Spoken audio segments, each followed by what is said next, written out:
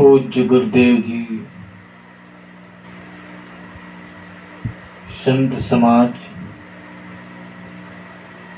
श्रोता बंधु,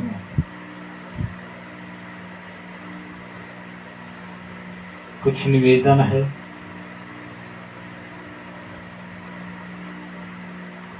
सो निवेदन पालनार्थ प्रस्तुत है।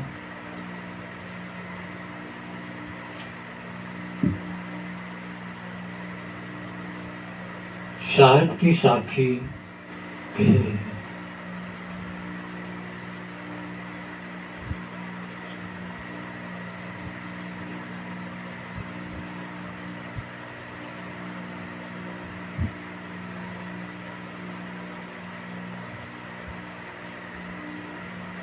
मानस जन्म नर पाए के, चूके अब की घात, जाए परे भव चक्र में, शहे घने की रात। शाह कहते हैं ये मनुष्य जन्म बड़ा कीमती है।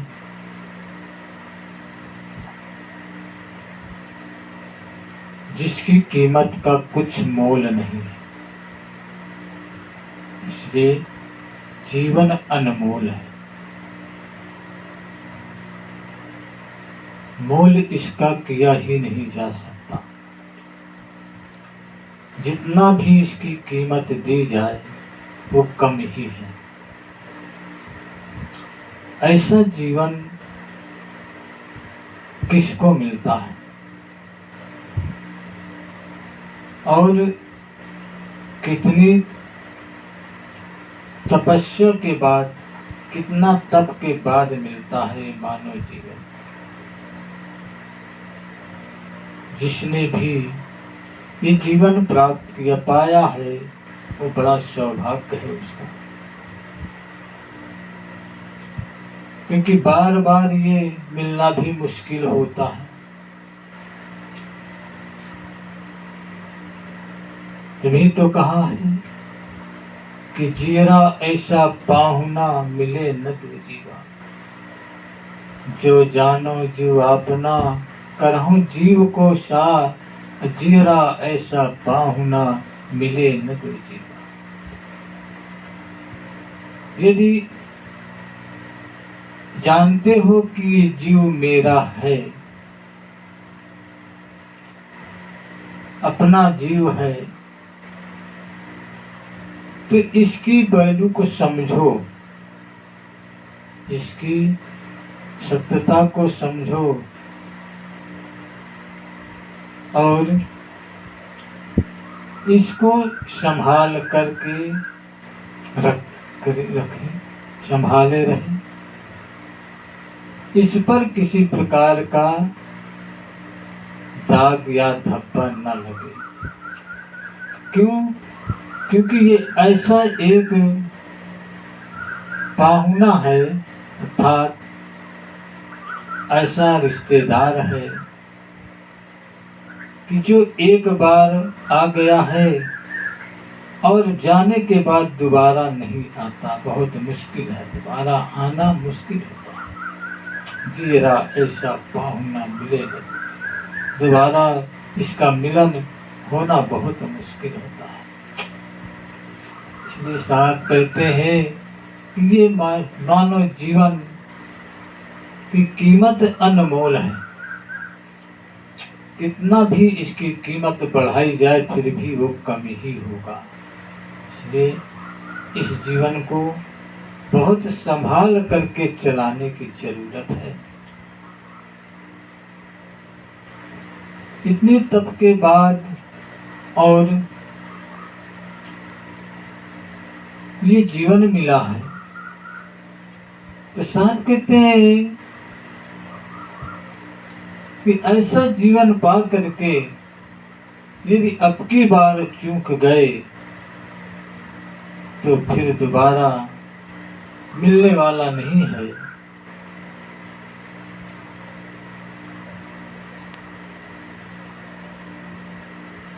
मानो जीव नर पाए के, चूके अब की घात, जाए परे भव चक्र में सहे घने दुख। फिर दोबारा जाकर के इस भव चक्र में ही पड़ जाओगे और दर दर की ठोकरें खाना ही पड़ेगा। अर्थात मानवेतर जीवन में जब जाओगे तो वहाँ ठोकरें ही खाना पड़ेगा। इसके साथ सबको सचेत करते हैं, जगाते हैं कि इस जीवन के सार को समझो, इस जीवन के तत्व को समझो और उस तत्व को समझ करके इस जीवन में कुछ कर लो, अपने लिए कुछ बना लो, इसको संभाल लो। न कुछ बना सको तो इस पर किसी प्रकार का दाग धब्बा न लगने पाए। जैसा स्वच्छ जीवन मिला है वैसे ही ये स्वच्छ रहे, साफ सुथरा रहे। अगर साफ सुथरा रहेगा तो ये फिर दोबारा तुम्हें मिल सकता है। नहीं कुछ कर सकते तो इसको बचा तो सकते हैं।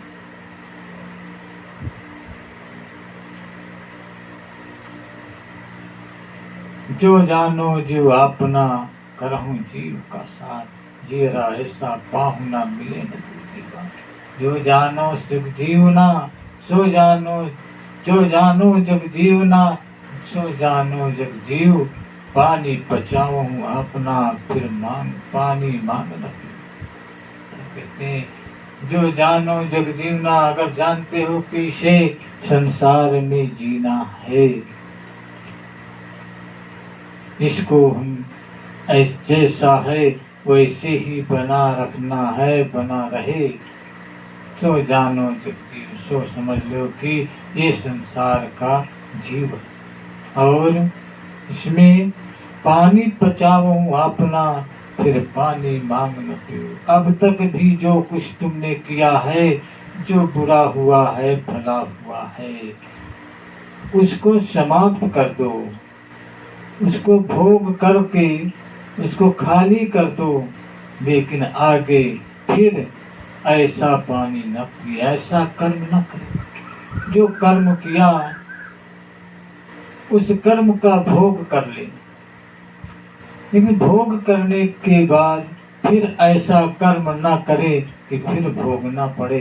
ये साहिब का कहना है, क्योंकि भोग के लिए ही जीवन मिलता है, भोग के लिए ही संसार में आना पड़ता है। ये संसार भोग का घर है, यहाँ पे जो भी आया है उसे भोगना ही पड़ रहा है और भोग कर रहा है, चाहे वो सुख का भोग हो या दुख का भोग हो। जैसा भी किया है वही भोग। कर्म का भोग निष्फल नहीं होता है, तो भोगना पड़ता है। कबीर कमाई अपनी, कबहू न निष्फल जाए। बोया पेड़ बबूल का, आम कहाँ से खाए। साहब कहते हैं कि अपनी कमाई कभी निष्फल नहीं जाती है, उसका फल जरूर मिलता है, लेकिन जैसा बीज बोगे वैसा ही तो मिलेगा। बबूल का बीज बो करके आम का पेड़ नहीं तैयार होगा, आम का फल नहीं मिलेगा, बबूल का ही मिलेगा। इसलिए साहब कहते हैं कि तुमने जो किया है उसका फल दूसरा थोड़ा मिलेगा। बुरा किया है तो बुरा ही फल मिलेगा, अच्छा किया है तो अच्छा मिलेगा। बुराई करके और भलाई का फल चाहने वाले बिल्कुल बेवकूफ मूर्ख है। भलाई का फल कैसे मिल सकता है।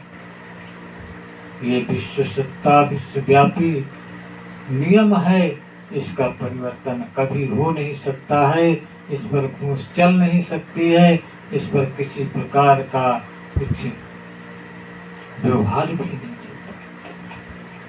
ये निष्पक्ष कानून है, पक्षपात का नहीं है। ये तो कानून जो संसार का कानून, समाज का कानून है, संसारियों का, वो तो पक्षपात कर लेता है, बदल जाता है, परिवर्तित हो जाता है। लेकिन ये जो विश्वव्यापी सत्ता ईश्वरी कानून है, ये कभी बदलता नहीं। कोई सोचे इसे पूजा से या किसी प्रकार की भक्ति से इसको बदल दे, तो कभी बदल नहीं सकता है। बदलेगा लेकिन जब इसके नियम के मुताबिक चलना होगा, इसके कानून की भक्ति करनी होगी, तभी ये बदल सकता है। और इसके कानून की भक्ति नहीं है तो कभी नहीं बदलने वाला है। इसलिए जो कर्म जैसा करेगा वैसा फल भोगना ही पड़ेगा। कर्म के वशीभूत होकर के ही जीवन मिलता है। अंत काले जमा में असमरण मुक्त्वा कलेवरम याति समभावम याति नास्ति संशय। अंत के समय जो जैसे विषयों से बंधा रहता है, जैसे ही उसके अंदर विषय वासना चलती रहती है, मरते वक्त उसी वासना को लेकर वो वहीं पे जन्म लेता है, वैसे ही उसी को पाता है। मैं गीता का कहना है। इसलिए और वो वासना कौन सी होती है? जो हर समय जीवन में जिस वासना पे मनुष्य वशीभूत रहता है, आसक्त रहता है, जिसको बसा के रखता है, वही उसके मन में अंत समय भी बसा रहता है। उसी में उसका ध्यान रहता है और वो शरीर छोड़ने के बाद उसी को प्राप्त हो जाता है। गंदी वासनाएं हैं तो गंदी वासनाओं की वजह से वो गंदे स्थानों में पहुंचेगा, नरक योनि में पहुंचेगा, अर्थात मानवेतर प्राणियों में ही जन्म लेगा। अच्छी वासनाएं हैं, अच्छी जगह जन्म लेगा। इसीलिए महापुरुषों ने कहा है कि अपने मन को स्वच्छ रखो, अपने अंदर अच्छी ही वासनाएं बना के रखें। भजन करके, पूजा करके, भक्ति करके ही इन वासनाओं को बनाया जा सकता है। लेकिन भक्ति भी तो किसकी करना है, इसके विषय में भी तो सोचना है। महापुरुषों का कहना है कि भक्ति ऐसी करो जिसमें गंदे विचार न हो, गंदे भाव न हो, मन कहीं गलत जगह पर न जाए, न भटकने पाए। भक्ति इस बात की करे, रहनी की भक्ति करे, क्योंकि रहनी ही एक ऐसी है जो रहनी वासित हो जाएगी, उसी रहनी से प्राप्ति होती है। साहब ने कहा है, रहनी रहे तो गुरु हमारा, हम रहनी के साथ। जो रहनी पे, रहनी शब्द ही अच्छे कर्मों के लिए कहा गया है। जो अच्छे कर्म पर चलता है, अच्छे कर्मों पर अपने मन को लगाए रखता है, उसे रहनी कहते हैं। साहब के सारे इन उपदेशों पर जो ध्यान दे और अपने ऊपर उतारे और हर समय ऐसी वासना बसा के रखता है, वही तो अच्छा जन्म पाता है। वे आप कहते हैं कि यदि इसको तुम दूसरा मोक्ष नहीं पा सकते, मुक्ति नहीं पा सकते, तो कम से कम मानव जीवन तो अपना बना के रखो। इसको तो सुरक्षित रखें, इस पर तो ताग धब्बों से बचा के रखें जीवन को, ताकि फिर भी ये मानव जीवन मिले, मानवता से तो बच जाए। इसलिए साहब को इन उपदेशों पर मनुष्य का धर्म है ध्यान देना और उनको उतारना, उन पर विचार करना, विवेक करना, ये मानव का कर्तव्य है। संसार में बहुत से वेद पुराण ग्रंथ सब रखे हुए हैं, लेकिन उन पर भी वो तो सिर्फ एक चेतना है, चेताने की है, जगाने के लिए है, लेकिन उनसे भी कुछ हासिल नहीं होगा, रहनी से ही हासिल होगा। पढ़ने मात्र से कहीं किसी की कुछ पूजा नहीं हो जाती है, पढ़ने मात्र से किसी का कल्याण नहीं हो जाता है, पढ़ने मात्र से किसी का उद्धार नहीं हो जाता है। उद्धार तो कर्म करने से ही होगा, कल्याण तो कर्म करने से ही होगा, कहीं पर चलने से होगा, नहीं तो सिर्फ उन पुराणों के पशु बन जाते हैं। हमने तभी कहा है, नर पशु नारी पशु वेद पशु संसार, मानुष उसे जानिए जाए विवेक विचार। जो पुराणों को ग्रंथों को बांध करके घूमता है सिर्फ, और अपने में उनकी अच्छाइयों को नहीं उतारता है और सिर्फ लादे रहता है, कथन करता रहता है, वो उसका कल्याण नहीं होता है। वो तो पशु के समान है, पशु के समान है, जो सिर्फ बिना विवेक के बिना विचार के किसी काम को करता है, वो तो अंधा है, पशु के समान है। इसीलिए कहा, नर पशु नारी पशु वेद पशु संसार। जो विचार करके बात को माने, चाहे नर की बात हो या नारी की बात हो, उसका विवेक करे, विचार करे, सत्य है तो उसको माने। और जो वेद पशु, वेद है, पुराण है, ग्रंथ है, गुरु है, इनके बताए हुए और इनके लिखे हुए शब्दों पर विचार करे, विवेक करे, और विवेक करके तब उनकी बातों को सत्य पा करके ही माने, उतारे, तो वो तो मनुष्य है, नहीं तो वो पशु है। वेदों को टांगे घूम रहा है, लादे घूम रहा है पशु की तरह। जैसे पशु के पीठ पर बोझा रख दिया जाता है तो वो लिए घूमता रहता है, लेकिन उसके अंदर के मतलब को नहीं जानता है। ऐसे ही वो मनुष्य है जो इन ग्रंथों को लादे घूम रहा है और उनके शब्दों पर विचार नहीं कर रहा है, विवेक नहीं कर रहा है, उनसे सही सत्यता को निकाल नहीं रहा है, उसको उतार नहीं रहा है, तो पशु है, पशु। मनुष्य विवेकी होना चाहिए, मनुष्य के अंदर विवेक गुण दिया गया है, यही एक सबसे बड़ा गुण है और कुछ है नहीं। तभी तो साहब ने कहा है, मानुष तेरा गुण बड़ा, मानस न आवे काज, हार न होते आभरण त्वचा न बाजन। मनुष्य, तेरे में एक ही चीज अच्छाई है जो कि तुझे गुणों की खान दी गई, गुण दिए गए हैं, बाकी तेरे पास और कुछ नहीं है। तेरी पहचान भी गुणों से है, तुझे कोई नहीं जानता। पशुओं के तो हाड़ मांस खाल काम में आते हैं, मांस को खाते हैं, खाल के जूते कुछ बनते हैं और हाड़ के आभूषण बनते हैं। लेकिन मानो तेरे खाल और मांस और हाड़ किस काम के, ये किसी काम के नहीं है। इसलिए लेकिन जहाँ पशुओं में हाड़ मांस के गुण दिए गए, तहाँ उसमें गुण नहीं दिए गए, ज्ञान नहीं दिया गया है, विवेक शक्ति नहीं दी गई है। इसलिए मनुष्य में तुझमें विवेक शक्ति है और तू इसी से पहचाना जा सकता है। संसार में जो मानव के अंदर विवेक है और वो अपने विवेक का उपयोग करता है, गुणवान है, गुणों का उपयोग करता है, उसी की पहचान है, उसी को सब कोई पहचानता है। और जिसके अंदर विवेक नहीं है, कुछ गुण नहीं है, उपयोग नहीं करता है, उसको कोई नहीं पहचानता है, पड़ा रहता है जैसे बिन चलनी का चाँद।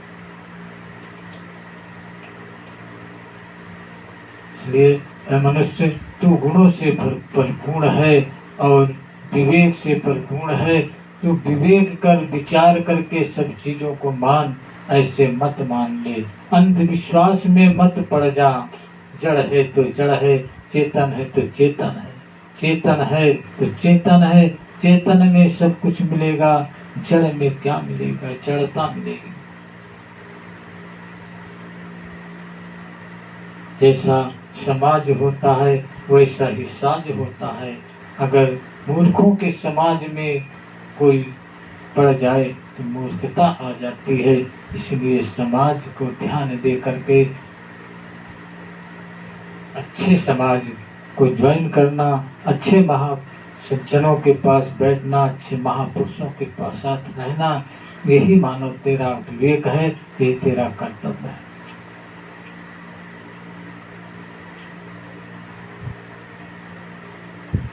ओछी संगत कूर की आठों पहाड़ पार।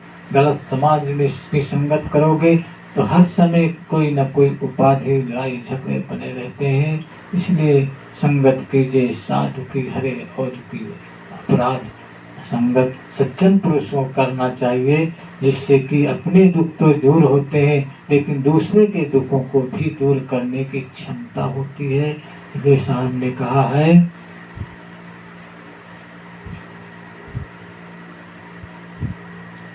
कि मानुष जन्म पाई के नर चूके अब की घात, जाए परे भव चक्र में घने घनेरी लाभ, सहे घनेरी लाभ। साहब कहते हैं कि मानव जन्म पा करके तो इस मानव जीवन का उद्धार कर, इसके लिए तू सोच विचार करके ऐसा कर ये जीवन तेरा बर्बाद न होने पाए। अगर अब की बार तो चूक गया तो फिर दोबारा ये जीवन मिलने वाला नहीं है। इसलिए साहब सचेत करते हैं, अपने आप को सब लोगों को समझना चाहिए और समझ करके जीवन का दुरुपयोग न करें, इस मानव जीवन का सदुपयोग करें। बुराई से नुकसान होता है, किसी के साथ गलत करने से अपना ही नुकसान होता है। देखने में तो अच्छा लगता है, ये पा गए, वो पा गए, ये फला खींच लिया, वो कर लिया, ऐसा कर लिया, वैसा कर लिया, लेकिन जरा उसके परिणाम को देखो तो उसका परिणाम क्या होता है, बहुत ही बुरा होता है। जहर खाने में स्वाद में अच्छा हो जाता है, लेकिन उसका परिणाम क्या होता है कि जीवन को नष्ट कर देता है, मार देता है। ऐसे ही ये बुराइयां हैं कि जो देखने में अच्छी लगती है, लेकिन इसका परिणाम बहुत कठिन होता है, इसका भोग बहुत कठिन होता है। अपने अपने भोगों के फल को देखें कि हमारा जो आज का भोग हो रहा है, हम आज जो भोग रहे हैं उसका क्या कारण है, क्या हमने किया था, किस फल को भोग रहे हैं, किस कर्म का फल भोग रहे हैं। जरा विचार करके पीछे में देखें, पीछे कोई देखता नहीं है, आगे ही बढ़ता जाता है, भोग काल उसका बढ़ता जाता है। इसीलिए उसमें सुधार है। जो पीछे देखता है कि हम क्या करके आए हैं और उसका परिणाम भोग रहे हैं, वो अपने जीवन को सुधार सकता है। और जो पीछे नहीं देखता है वो कभी नहीं सुधार सकता। आगे उसका मार्ग ही दुख की ओर जाएगा, नरक की ओर जाएगा और वो उधर ही चला जाता है। ये है राज्य इस जीवन का, ये है राज्य इस अध्यात्म का, ये है राज्य उस सुख और दुख के प्राप्ति का। इसलिए साहब के कहने के अनुसार अपने आप को संभाल करके अपने जीवन को ये वक्त की पहचान करके और सुधार करें, चूके नहीं, क्योंकि बार बार ये मिलने वाला नहीं है। इन शब्दों के साथ वाणी को विराम करता हूँ। सदगुरुदेव भगवान की जय, सतगुरु साहिब कबीर साहिब की जय, साहिब बंदगी साहिब